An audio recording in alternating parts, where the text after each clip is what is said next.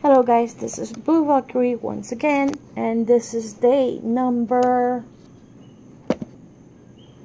8? No, today is, how can I forget this? Oh well. Today is the day that I'm going to show you. Yes, today is the day number 8 out of the 31-day tarot challenge. And I'm just gonna tell you guys, I was doing planning, and let me tell you something. Even if I'm going to do some tarot decks on the same day, like this day number 22, I'm gonna do 3 once in a day. I'm gonna end up doing 33 days of tarot decks.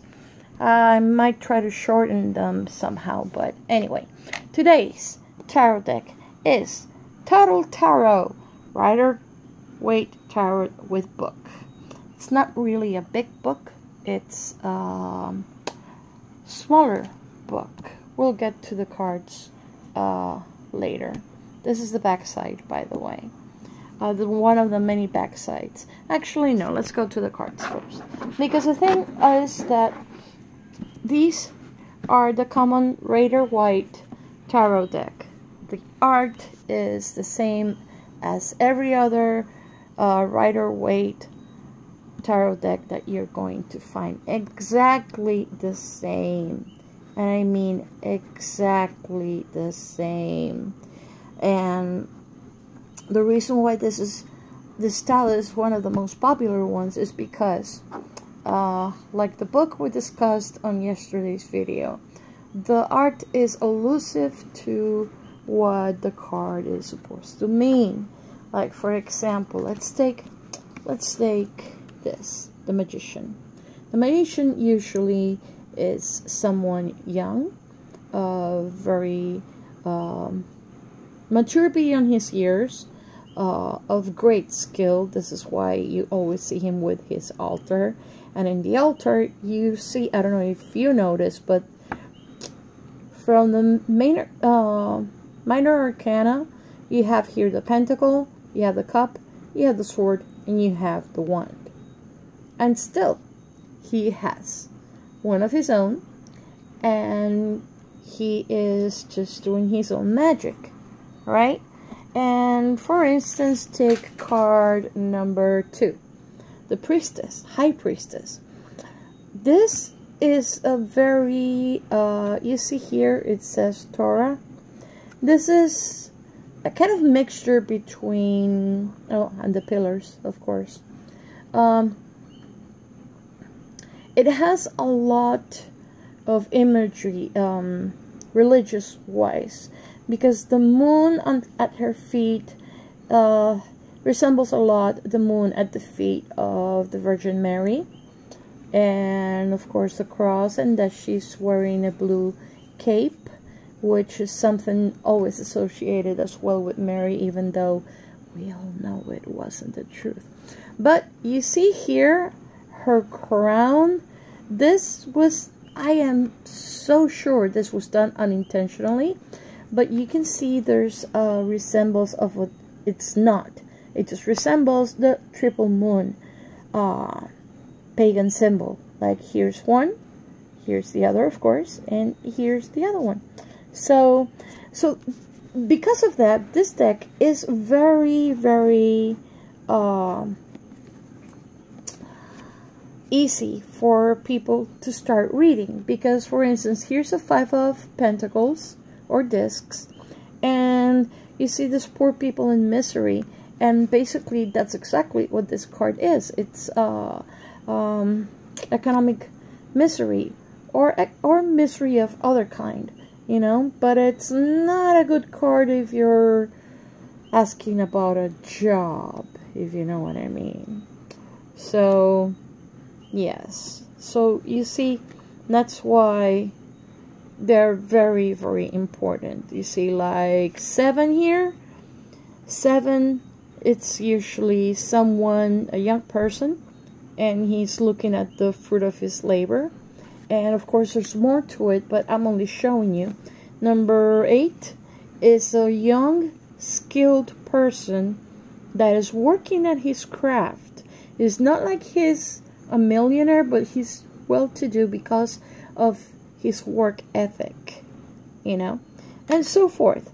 And basically, this is the type of format that a lot of people find easy to read and things like that, you know. So basically, yeah, that's the card. Usually the cards are always the same. What varies, usually it's maybe a little backdrop or the way it's drawn, that the drawings are not, I don't know, the aesthetic of the drawing is different. This is more traditional, and others are, well, less traditional, of course. And the back side, you're going to find so many different back sides to the same type of tarot. This one is plaid. You're going to see them with suns, with stars, with moons. You will see them because I will show them to you. And it came with this little book. Now this book, even though I've read for years the tarot, I like how it approaches the tarot, because of course it gives you the history and all that good stuff, and it tells you about the great many decks with artistic style that you are there, that the beginner is spoiled for choice, you know, and it tells you what the symbols should be clearly and easily recognizable. The colors, not too vivid or too bright, because it's just, you know, it's not supposed to call attention to just one thing. And again, this is for the to familiarize the beginner with this, and explains a lot of things. And I like that, for instance, it gives you, this is, remember the Empress? No, actually the High Priestess. Remember the High Priestess card that just show you about? Here's a different High Priestess, and this is the High Priestess that we just saw. Different decks, same meaning, because it's not what the art tells you, it's what it actually means. Like the Magician in this deck is gonna mean the same thing as the Magician of this deck, which you can see he still has kind of an altar, alchemy sort of table, but it's not as clear as the other symbols that you have here of the Magician mastering those things. So you have elements, but they're not all the same. And basically that's the good thing about this. And it gives you a lot of good references. It tells you, it shows you a couple of spreads that are very good, from simple to the most common ones and so forth. And it's actually a very cool little book. Even I read it from time to time to just remind myself of some things. And basically this is other works that the artist, well, not the artist, but the writer made. And that's it. This is the editorial house, I should say, the editorial house.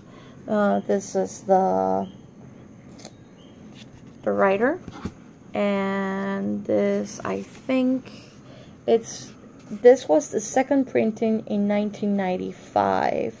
Originally it was 10 years before that, in 1985, printed in Switzerland.